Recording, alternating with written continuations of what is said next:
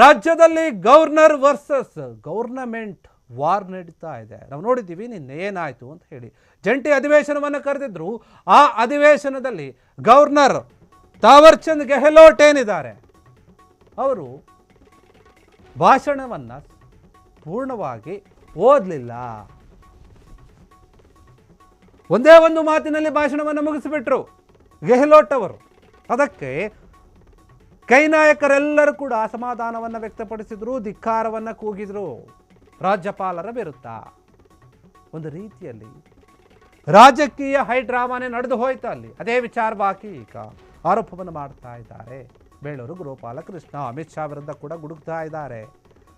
ಅಮಿತ್ ಶಾಗ ಬೇಗ ಪ್ಲಾನನ್ನು ಮುಗಿಸಿ ಅಂತ ಅಂದಿರಬೇಕು, ಅದಕ್ಕೋಸ್ಕರ ರಾಜ್ಯಪಾಲರು ಈ ರೀತಿಯಾಗಿ ನಡೆದುಕೊಂಡಿದ್ದಾರೆ. ಬೇಗ ಬೇಗ ಭಾಷಣವನ್ನು ಮುಗಿಸಿದ್ದಾರೆ. ಬರೀ 2 ನಿಮಿಷ ಮಾತನಾಡಿ ಹೋಗಿಬಿಟ್ಟಿದ್ದಾರೆ.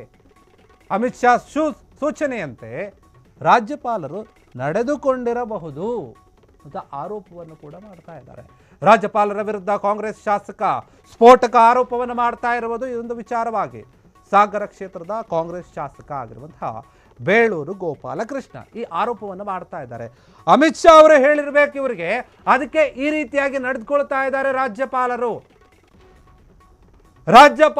ಈ ರೀತಿಯಾಗಿ ಭಾಷಣವನ್ನು ಮಾಡದೇ ಇರೋದು, ಅರ್ಧಕ್ಕೆ ಬಿಟ್ಟು ಹೋಗಿರುವುದು, ರಾಜ್ಯ ಸರ್ಕಾರ ಕೊಟ್ಟಂತಹ ಆದೇಶವನ್ನು ಓದದೇ ಇರುವಂಥದ್ದು 3ನೇ ರಾಜ್ಯದಲ್ಲಿ, ಮತ್ತು 3ನೇ ರಾಜ್ಯಪಾಲರಾದರು. ಕೇರಳ, ತಮಿಳುನಾಡು ಆದ ನಂತರ ಕರ್ನಾಟಕದಲ್ಲಿ ಕೂಡ ಅದೇ ರೀತಿಯಾಗಿ ನಡೆದುಕೊಂಡು ಹೋಗ್ತಾ ಇದೆ. ರಾಜ್ಯಪಾಲರೆಲ್ಲರೂ ಕೂಡ ಒಂದೇ ರೀತಿಯಾಗಿ ನಡೆದುಕೊಂಡು ಹೋಗ್ತಾ ಇದ್ದಾರೆ. ಇದಕ್ಕೆ ಕಾಂಗ್ರೆಸ್ನ ನಾಯಕರು ತೀವ್ರ ಅಸಮಾಧಾನವನ್ನು, ಆಕ್ರೋಶವನ್ನು ವ್ಯಕ್ತಪಡಿಸ್ತಾ ಇದ್ದಾರೆ. ಇದು ಸರಿಯಲ್ಲ. ನಿನ್ನೆ ಸಿದ್ದರಾಮಯ್ಯ ಕೂಡ ಹೇಳಿದರು, ರಾಜ್ಯಪಾಲರು ಕೇಂದ್ರ ಸರ್ಕಾರದ ಕೈಗೊಂಬೆ ಆಗಿಬಿಟ್ಟಿದ್ದಾರೆ, ಆ ರೀತಿಯಾಗಿ ನಡೆದುಕೊಳ್ತಾ ಇದ್ದಾರೆ ಅಂತ. ಈಗ ಬೇಳೂರು ಗೋಪಾಲಕೃಷ್ಣ ಕೂಡ ದೊಡ್ಡ ಮಟ್ಟದ ಆರೋಪವನ್ನು ಮಾಡ್ತಾ ಇದ್ದಾರೆ. ಅಮಿತ್ ಶಾ ಅವರು ಹೇಳಿದ್ದಾರೆ. ಅಮಿತ್ ಶಾ ವಿರುದ್ಧ ಕೂಡ ಗುಡುಕ್ತಾ ಇದ್ದಾರೆ. ನಾವು ನಿನ್ನೆ ಗಮನಿಸಿದ್ದೀವಿ, ರಾಜ್ಯಪಾಲರು ಸದನದಲ್ಲಿ ಯಾವ ರೀತಿಯಾಗಿ ಒಂದೇ ಒಂದು ಮಾತಿನಲ್ಲಿ ಭಾಷಣವನ್ನು ಮುಗಿಸಿ ಹೊರಗೆ ಹೋಗ್ತಾ ಇದ್ರು. ಹೊರಗೆ ಹೋಗಬೇಕಾದ್ರೆ ಯಾವ ರೀತಿಯಾಗಿ ತಳ್ಳಾಟ, ನೂಕಾಟ ನಡೀತು. ರಾಜ್ಯಪಾಲರನ್ನ ಕಾಂಗ್ರೆಸ್ನ ನಾಯಕರು ಯಾವ ರೀತಿಯಾಗಿ ಅಡ್ಡಗಟ್ಟಿ ಪ್ರಶ್ನೆ ಮಾಡುವಂತಹ ಕೆಲಸವನ್ನ ಮಾಡಿದ್ರು ಅಂತ ಹೇಳಿ. ಇದೆಲ್ಲವೂ ಕೂಡ ಬೇಕಂತಲೇ ಆಗಿರೋದು. ಕೇಂದ್ರ ಸರ್ಕಾರ ಸೂಚನೆ ಕೊಟ್ಟಿರೋದು. ಅದರಲ್ಲಿಯೂ ಕೂಡ ಕೇಂದ್ರ ಗೃಹ ಸಚಿವ ಆಗಿರುವಂತಹ ಅಮಿತ್ ಶಾ ಅವರ ಸೂಚನೆ ಇದೆ ರಾಜ್ಯಪಾಲರಿಗೆ. ಅದಕ್ಕೆ ಅವರು 2 ನಿಮಿಷದಲ್ಲಿ ಒಂದೆರಡು ಮಾತುಗಳನ್ನು ಆಡಿ ಭಾಷಣವನ್ನು ಮುಗಿಸಿ ಹೋಗಿಬಿಟ್ಟಿದ್ದಾರೆ.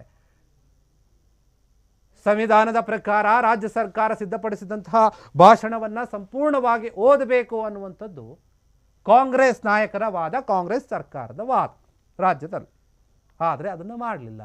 ಯಾಕಂದರೆ ಆ ಭಾಷಣದಲ್ಲಿ ಕೇಂದ್ರ ಸರ್ಕಾರದ ವಿರುದ್ಧ ಕೆಲವೊಂದು ಅಂಶಗಳಿವೆ, ಅದನ್ನು ಮಾತನಾಡಬೇಕಾಗುತ್ತೆ, ಅದನ್ನು ಓದೋಕ್ಕಾಗಲ್ಲ ಅನ್ನುವಂತಹ ಕಾರಣವನ್ನು ಕೂಡ ಕೊಟ್ಟಿದ್ದಾರೆ. ಅದು ಮಾತ್ರ ಅಲ್ಲ, ರಾಜ್ಯಪಾಲರು ಏನು ಹೇಳಿದ್ದಾರೆ ಅಂದರೆ, ನೋಡಿ, ಈ ಜಂಟಿ ಅಧಿವೇಶನ ಇರುವಾಗ ಒಂದು ದಿನದ ಮುಂಚೆ ನೀವು ಭಾಷಣವನ್ನು ಕೊಟ್ಟರೆ ನಾನು ಅದೆಲ್ಲವನ್ನು ಕೂಡ ಓದೋಕ್ಕಾಗಲ್ಲ ಅಂತ ಅವರು ಮಾಹಿತಿಯನ್ನು ಕೂಡ ಕೊಟ್ಟಿದ್ದಾರೆ ಕಾಂಗ್ರೆಸ್ ಸರ್ಕಾರಕ್ಕೆ.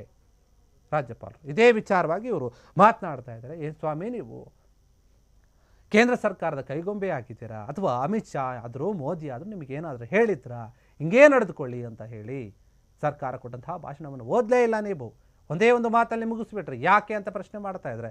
ಇದಕ್ಕೆ ಕಾರಣ ಏನಿರಬಹುದು ಅಂತಂದರೆ, ನಮ್ಮ ಪ್ರಕಾರ 2 ನಿಮಿಷದಲ್ಲಿ ಮಾತು ಮುಗಿಸಿದ್ದಾರೆ ಅಂದರೆ ಅಮಿತ್ ಶಾ ಹೇಳಿರಬಹುದು. ಅಮಿತ್ ಶಾರ ಸೂಚನೆಯಂತೆಯೇ ರಾಜ್ಯಪಾಲರು ನಡೆದುಕೊಂಡಿರಬಹುದು ಅಂತ ಹೇಳಿ ಬೇಳೂರು ಗೋಪಾಲಕೃಷ್ಣ ಒಂದು ದೊಡ್ಡ ಮಟ್ಟದ ಆರೋಪವನ್ನು ಮಾಡ್ತಾ ಇದ್ದಾರೆ ರಾಜ್ಯಪಾಲರ ವಿರುದ್ಧ.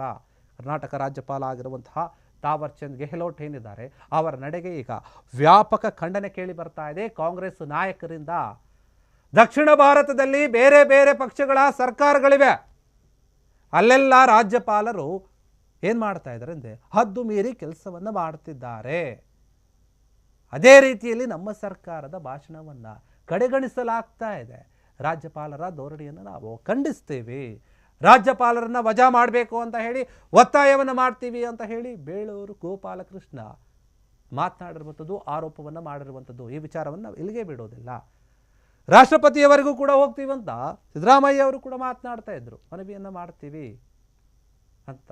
ಈಗ ಇವರು ಹೇಳ್ತಾ ಇದ್ದಾರೆ, ನಾವು ಅವರು ವಜಾ ಮಾಡಿ ಅಂತ ಮನವಿ ಮಾಡ್ತೀವಿ, ಹೋರಾಟಗಳನ್ನು ಮಾಡ್ತೀವಿ ಅಂತ ಕೂಡ ಹೇಳಿದರು. ಈಗ ಬೇಳೂರು ಗೋಪಾಲಕೃಷ್ಣ ಏನಿದೆ ಅವ್ರ ಆರೋಪ ಏನು ಅಂತಂದರೆ, ಅಮಿತ್ ಶಾ ಹೇಳಿದ್ದಾರೆ, ಅದಕ್ಕೆ ಹಿಂಗೆ ರಾಜ್ಯಪಾಲರು ನಡ್ಕೊಂಡಿದ್ದಾರೆ ಅಂತ. ಕ್ಷಣ ಕ್ಷಣದ ಸುದ್ದಿಗಳಿಗಾಗಿ ಫ್ರೀಡಂ ಟಿವಿ ಸಬ್ಸ್ಕ್ರೈಬ್ ಮಾಡಿ, ಲೈಕ್ ಮಾಡಿ ಹಾಗೂ ಫಾಲೋ ಮಾಡಿ. ಹೊಸ ಸುದ್ದಿಗಳ ನೋಟಿಫಿಕೇಶನ್ಗಾಗಿ ಬೆಲ್ ಐಕಾನ್ ಮೇಲೆ ಕ್ಲಿಕ್ ಮಾಡಿ.